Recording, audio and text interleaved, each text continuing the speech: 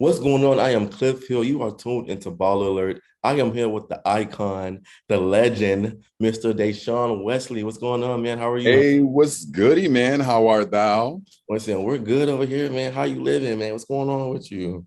Everything's good, blessed, less stress, and enjoying this LA weather right now currently. I love it. I love it. Now, I have to start off with congratulations on an amazing last season of Legendary. I mean, I Hey, enjoyed every second of it. Congratulations on everything. appreciate it. Thank you so much. Listen, we have to talk about one, how me and my friends, right? Uh-huh. We all get together, we have our watch parties, we have our cocktails, and we just come and kiki because the energy and the joy of the show is overwhelming, right? I think it's important that you guys introduce ballroom to the world. I think Pose probably introduced us first, but then you guys came and you guys added that competition element, that fun element, because I was crying every week watching Pose. Every week, listen, every episode. But it came to you guys, it's like that fun element, right? So what has this moment been like for you? To be honest, it's fun. I honestly feel like I've been in a preparation stage to get me to what's happening right now. I usually say when people get to their highest potential, when that stage happens, people think they just pop up there. It's like, oh my God, this person's good. But baby, the work that happened prior before to get there, it's been a lot. It's been a lot, but it's all been good. I don't take back anything I have done because I've moved in such a great and positive vision and path, and made sure that the community that I was serving and I'm a part of, and people who've been doing it before me, was, if not anything, vicariously living through a brother, because I'm sitting here pushing things through. But again, I'm happy we are where we are. There's still more we got to do, but I'm very happy where we are right now. No, absolutely. Now, you say the work it took to get you here, watching you, the flawlessness of your hosting, your personality. I honestly couldn't imagine a show without you. It's like we all look forward to Dashaun opening up and just hosting and keeping the show going. Like, so I want to commend you for that. Now we have to talk. You. First of all, who's your barber? I need him. Number one. I'll be on my barber's ass, my hairstylist ass. I don't play with Listen, none of them, baby. We the gotta look teeth strong is when we're flawless. doing things. No, something I'm saying. The skin is flawless, but we have to talk looks because you serve a look every episode. So I'm gonna give you my top three. Well, what's Definitely your top from, three? from the last season, the detective look, the Okay. Robin Hood look, which you said was it Robin Hood or Peter Pan? Both they was fire. And then the kimono look just ate, but you ate every single episode. So I have to ask you, what has been your favorite look? I mean, it could be any season that you want. Mhm.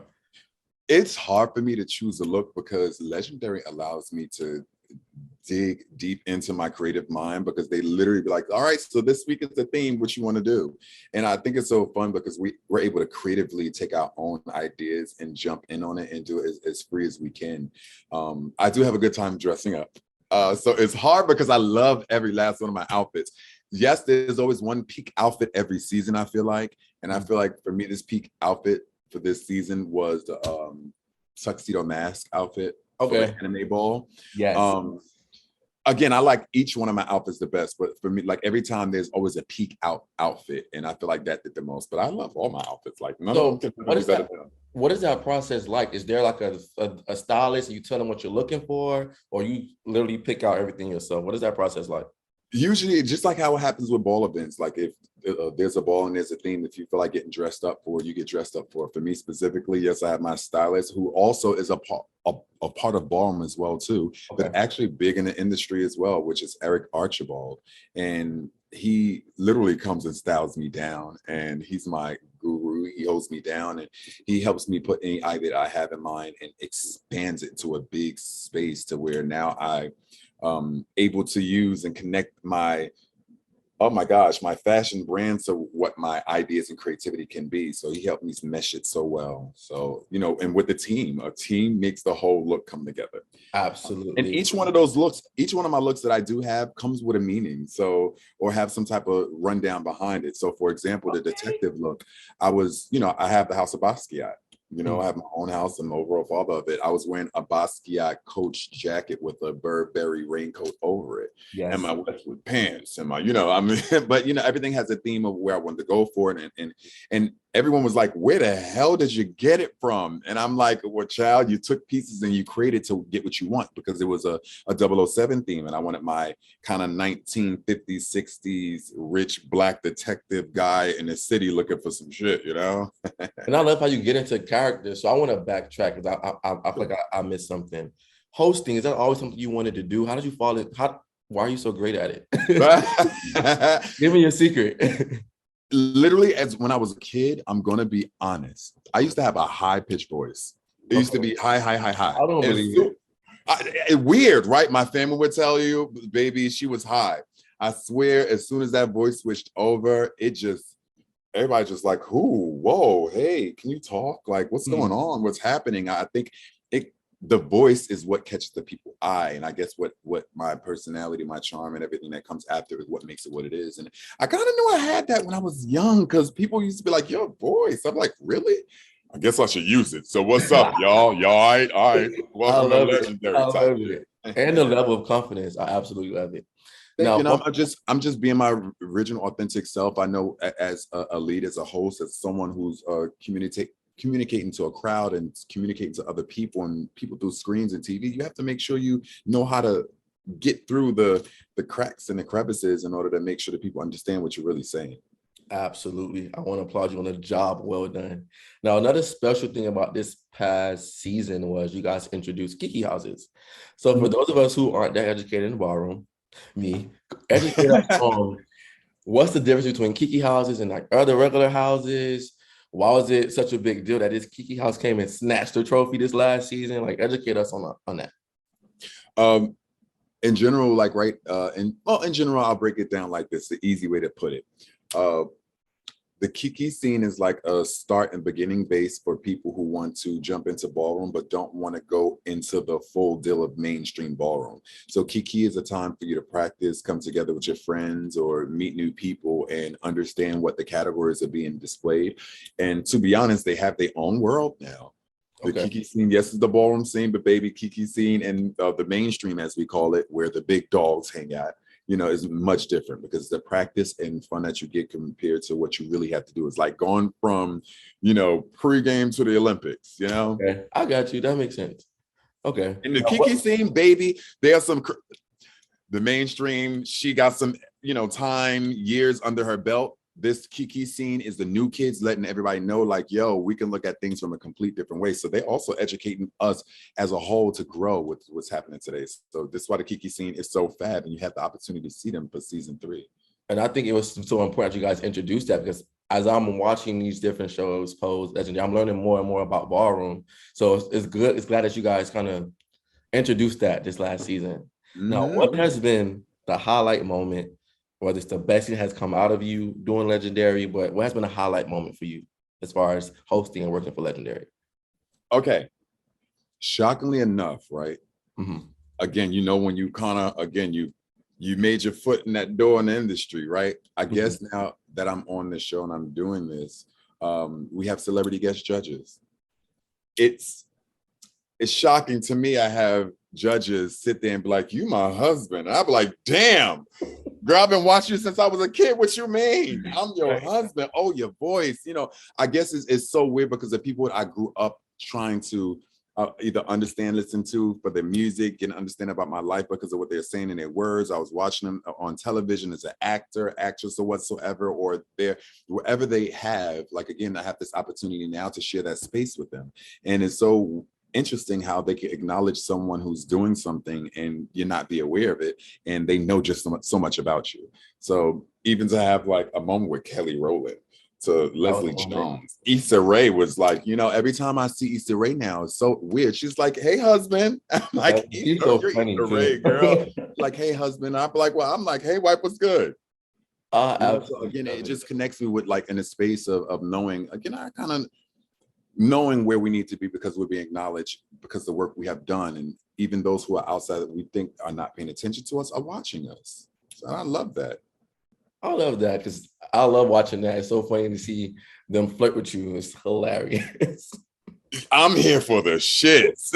I know it. And shockingly enough, starting off this show, me and Jamila became like legendary, like, ballroom husband and wife and everything. So every time somebody come, they be like, "Hey, husband." She'd be like, that's my Jamila's husband. not having it. She's not having it. It'd be a full thing. But, again, that's what makes these shows what it is, and it's a big family. That's why I was going to say, that's what I love. I think I love about the show. Watching the judges, first of all, watching the competition is cool, but the way the banter between you guys is like, and then when a co or a guest judge come, it's like they fit right in with you guys. They better. Because if you can't come on Legendary and not fit in, honey, because they're either going to get red by law. Jamila going to pick what you said. Lamb, we're going to make sure you said it right. And Kiki, she ain't taking no nonsense. She just going to make sure it is. The way she got a lot together last season, ooh, iconic moment on Legendary. Like, that's when you know going down in history. Yes, she knows how to read. Word, yes. Kiki. Love me some Kiki. Now, what I also love about Ballroom is the different stories that come out, why people join Ballroom and what led them to Ballroom, all the different stories that we watch and we see. No one really knows Dashaun Wesley's story. Tell us, I want to know, before Ballroom, what led you to Ballroom? What was life like before the lights in Hollywood? Oh, wow. Oh, interesting. Honestly, oh gosh, I never went that far back like that. I know. I guess my thing about I still love dancing. Dancing is my life. I never gave it up. I love voguing. I love performing. I never gave that up, and I guess it still played hand in hand to what I do. I guess besides all of that, number one, I'm a creative. I have my own house, so I'm able to create that way with them. If I wasn't doing this, or the kind of industry thing with the whole dancing hosting stuff, I used to work in a nonprofit organization doing HIV testing, counseling, and youth facilitating. So I love the taking my knowledge or my experience and sharing it with others so they can have a best opportunity to move forward in their lives as well too. And I did that since from 14 until about 30. Wow. And that was my deal, to have the conversation, speak to people, get a better understanding. I was from Brooklyn, New York, the city life is so interesting. So you was around the scene at that young age? Baby, I was around the scene at a young age. I'm just saying. Okay. Really crazy. But again, I guess my thing is always giving back to my community, of those who, I serve. And I guess I'll probably be working full time as maybe a coordinator or something like in the field. But, now life took its toll, darling. No Sade. Do you think, being around the scene so young kind of helped groom you to who you are today? And if it did, in what way? Because I feel like I didn't really get around the scenes. I was like an adult in college, right? I was kind of shy. So I feel like it was like I was thrown out and just so much happening, start dating, sex. You was able to be around all these different things at a young age. So how did that cultivate you to the man you are today, the queer man you are today?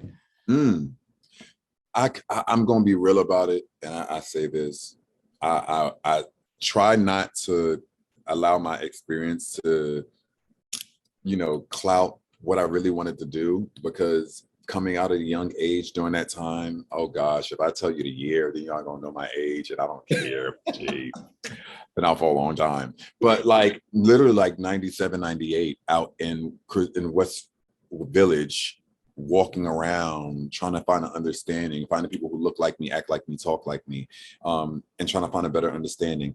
I say I'm glad that I made the choices that I made, because I live vicariously through other people by watching what was happening and not making the same choices they did, because some people make choices then and that kind of take a toll on them today. So I just want to make sure I was always a good person. I'm glad I had that experience, because I learned it raw. I learned it real, and I wish people we can't have them learn it raw and real today, but I'm glad I had the opportunity to.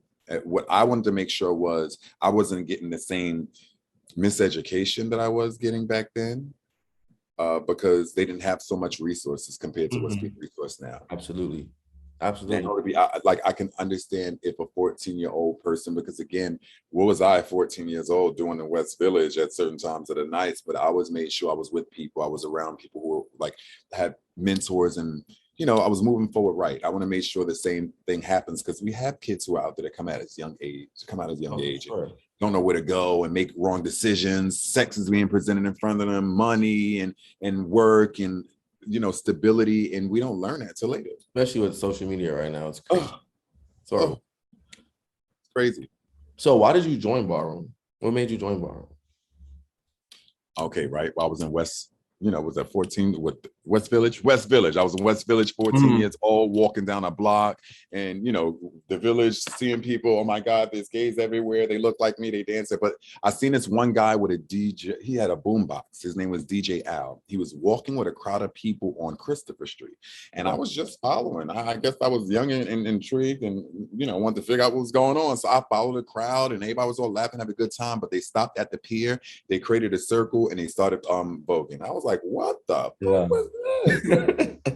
And from that day, I went back every day that I had a chance. And I was the type of person, I went home, I went to school, did my work, did my homework. I went to hung out for as long as I can, and went my ass home before curfew. Yeah. So again, I went back every day and watched and seen and got to meet people. And that's how I learned it. And then I started to immerse myself in it. And it became a part of my life because I started to meet my friends and started doing what they were doing and moving how they were moving, then attending the events. And whenever you go to your first ball, mind blowing. Right. I know. I went to my first ball in the last year, which is crazy. I'm 29 years old. Oh, good. Some experience at different age. Child, I experienced at 14. Jeez. But it's all good. It's still, I'm glad it still have the same vibe and feel from when I first experienced it, No, for sure. Now, you talk about dance a lot. Did you study dance in school, or was that something you just did like kind of outside of school on your own with the homies? I did it in school, and I also did hard outside of school, like hard body. I'm from Brownsville, Brooklyn. Child, once the people hear that, they know that's an urban place. So yes, I'm from the hood. We used to have our project days where we used to celebrate the whole project, situation, Brownsville, and I used to dance with a dance team. Okay. And we used to all form up, create our dance routines, and go from area to area within the projects and perform. And then I used to do All Stars, which is kind of a dance competition that happens in New York City. And it's a kind of a genre of dance that's just so freeing. And I used to do that. But then when I found the ballroom scene and found voguing, it was clipped. That was it. It was it. And I found this, again, 97. It was clipped. Yeah, for sure. Now, what are you working on right now? And we need to see your face. Like, what's next? We got Pose, we got Legendary. What projects are you working on right now? I know you cooking something up. Non-disclosure agreements hurt so much. Oh my God. Give us the exclusive. NDA hurt so much. Here's what I tell you. There is something coming. What I want the vision of the future of Dashaun to be, without having to say, well, child, what I'm doing next and da da da da. I can honestly say, like, shit, I wish it was like a few weeks back, because I opportunity to go to BET for the first time and experience my performing on that stage, and also going on Andy Cohen's Watch What's Happening Live and being a bartender on his show and everything. Also going on oh my God, Today's Show, and then speaking to myself and Jack, Miss Rahi. I want the continuation of the scene to be expressed in the correct way. Yes, I am doing things so that can happen. I wish I could say what that was, but it's in the works. I will say I'm also putting up a focus on my house as well too, because my house is also intertwined with ballroom stuff, and a lot of my members also are industry workers as well too, whether it's hairstylists, dancers, and everything. So I'm making sure my house exists within the industry as well too, because they're going to be screaming the House of Basquiat everywhere very soon. Oh, very so good. If I have in hopes of what I want to do with the House of Basquiat, it's like one day I'm going to put in the universe, I'm going to open up like a Emmys, MTV. My goal is to start hosting these things, but I'm going to open up and make sure my house do that. But like, my goal is to bring Dashaun the host of other spaces. Yes, they know who he is at the legendary space and in the ballroom world, but I got some more growing to do. Y'all gonna see me. Oh yeah, you're gonna see me. We're ready. Now, how did you come up with the name Basquiat for your house? Really quick, it's really unique because the ballroom scene right now come up with Eurocentric names, with the labels like, Dolce, Fendi, Gucci, all that other stuff. And this community is heavily populated in African American, Latino, and not saying anything outside of that, but we usually take these names to try to make big ourselves up, like we need to be better because our name says Fendi. My name can be better when I say Basquiat. When I use a Black man's name, a man who was creative in his own right, who seen a change and made it happen. took Yes. his talent and made it happen, even during a time where, again, he's from New York City too. Come on. And again, it would behoove me if I would sit and continue the same thing that was going on inside this community, and there's a change that needs to happen. And why are we sitting here celebrating support from people who aren't giving it to us until now? Now they're starting to give us the support because they know Yep. that we exist. Mm-hmm. Now we're able to go into commercials and do things with these high label brands as we're using their names. But again, we're celebrating them so much, but it took so long just to get feedback. So if I'm going to dedicate something, I'm going to use where I came from. I want to see the same people that I use. I mean, that I've been around, and you know, we use the same kind of energy and power to go there. Why not use it? I never want to water down what I do in order to get somewhere where I want. That is because I always wondered. I was like, Basquiat, that's different from what I'm used to seeing in ballroom houses names. That's dope. I love that so much. And I kind of threw a model under it because that's how I felt with him. Is you do you. And I said that you, D-U, because we're unpredictable. We're disruptive in good way because you could blow a horn just to get everybody's attention without having to make them mad. Yep. And we're unpredictable. I love it. Well, excuse me, unpredictable, undeniable, and disruptive. So you can't deny me anything that I want to do. So when I want to do it, I'm going to do it. Period. I absolutely love it. That was that man. Unpredictable, undeniable, and disruptive. Absolutely love it. Now, Beyonce referenced a lot of ballroom lingo and ballroom moments in her latest album, Renaissance. So I want to give you a word, right? It could be a word that maybe the LGBTQ community uses, or just a word that's like highly known in ballroom. And I want you to school the kids on what these different words means. I think you will know the best. So the first one, category. So, you guys say the category is. What does that mean? Category is, it's basically explaining to everyone what specific competition they're about to see right now.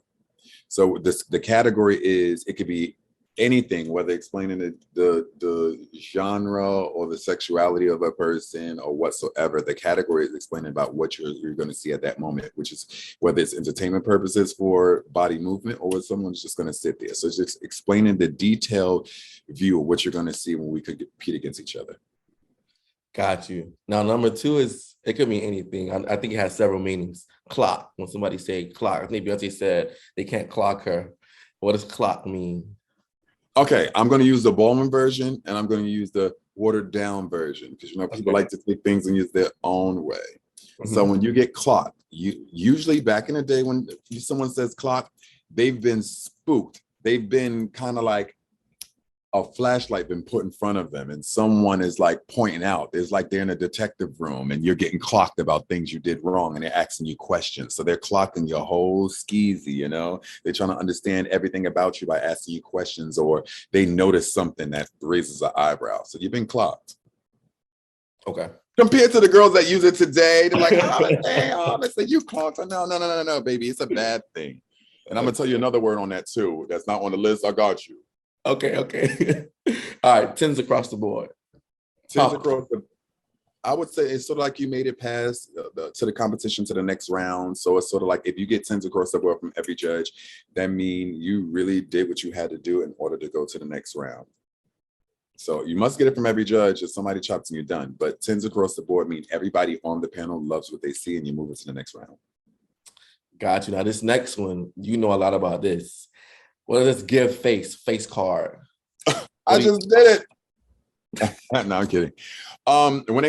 Now this is the thing again, things grow, people add their things on. So when you give face, that means you're selling it. You're letting everyone see your natural beauty, whether it's your skin, whether your cheekbones, whether it's your teeth, whether it's your jawline, whether it's your shape or the structure of your face. It's like you're showing people what you have over others. So when you're giving face, you're really just giving the person or giving the people in front of you exactly what the best attributes are about you. Now that face card, a lot of people want to say they got a face card, but a lot of people ain't got face card, baby. No, Sade. Yes, Mother B got the face card. She got the face card. She got her own card that got the face on top of it too. So like, but again, when somebody got the face card that they're giving face, again, it's sort of like you love everything that's going on in this mug. Got it. I love how you took no shade and no Sade. Absolutely love it. Ah. I try not to take it on, but I can't help but say it now. You got me. Go for it. No Sade is my thing. I said it one day and somebody thought something was wrong with the actual singer Sade. And I'd be like, no, I'm not talking about Sade. It clearly went over their head. Over their head. Over their head. The girls that get it. Yeah, they're going to get it. All right. Now, this word is funny, like, because usually I like to dress masculine, but sometimes I say, like, I want to dress a little cunty. I want to dress a little, a little feminine. Sometimes I'll use the word cunty. What does the word cunty mean? Cunty. Mm-hmm. It's a feminine. It's a feminine side of things. It's a more like a appreciation of the femininity, the daintiness, the pureness of soft. Usually when they ask people to get cunt, they ask them to get feminine. So you'll probably hear that a lot within ballroom chants. They were like, oh, so feminine, oh, so cunt, cunt. That's just the vibe that we're at, that we use. But again, if someone used cunt, now again, it could be used in different ways. Oh, bitch, you are cunt. Think you're feminine. You're like the attributes that you're giving. Or someone would be like, girl, that's not cunt. That's not cunt. That's not cute. That's not pretty. That's not soft. That's not what it is. Again, the idea of cunt can be used in many different dialects depending on how you use it. And definitely within the ballroom world, we use it as a feminine, a way of addressing feminine direction. Gotcha. Now the last one, technique. I heard we have to talk about technique a lot. Technique in ballroom. What's that mean? What are you guys talking about? The technique in ballroom is basically now what I get from Beyonce and as she's saying it too, because again, I'm stuck on Pure Honey. I listen to her album crazy every day. It's terrible. What's your favorite song first? What's your favorite song? I was gonna ask. My favorite song right now is Heated. Same. But Cozy? Okay, she be comfortable in my skin. So that's your two. My two gotta be Ellie and Superstar. Ellie, oh, the way that song make me feel when she come into the chorus. It's a lot of things. I love everything because I'm a Virgo and that Virgo's groove is like. Oh yeah, the ending of Virgo's groove. Oh my god, the ending. I gotta rewind it to that part over and over. Love it. So the technique about it all, she just, for me, is watch your technique, is watch how this person deliver what they are selling. And for us, it's like our technique is our elements, our character of who we are. So, the fact that she did Pure Honey and like add the vibe into it, if you hear it definitely with the beats and the sound, it makes you want to go through it. So it makes you want to do the elements. So it's like, watch my techniques. You're watching as I'm taking these movements and these elements and making it who I am. And that's why I'm a bad bitch. I gotta stop it. I absolutely love it. A fan. I absolutely love it. So clearly you're part of the Beehive. Oh yes, I'm a part of the Hive. I am. I've been a part of the Hive for a very long time. Absolutely. Listen, man, thank you so much for stopping by just to chit chat with us today. It was great having you on. Listen, good luck with everything you have going on. Like, hopefully once you start doing those things, you can talk about it. Come back and let us know what's going on.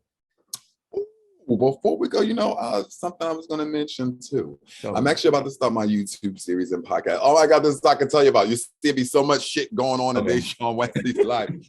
I'm about to start my podcast series again. It's like my own podcast, jumping on my shit because again, a lot of people want to hear this man's voice, see what's going on. Just like you said, we love the bone, but what's going on with Dashaun? What's happening? I wanted to create a space that I'd be able to talk to people, where I could communicate and even connect to people, and when they want to know about what's happening. So I'm doing my podcast and starting it. I want to tell the name, and I think I can. It's either going to be my own Dashaun Wesley thing. I'm going to do my ballroom experience.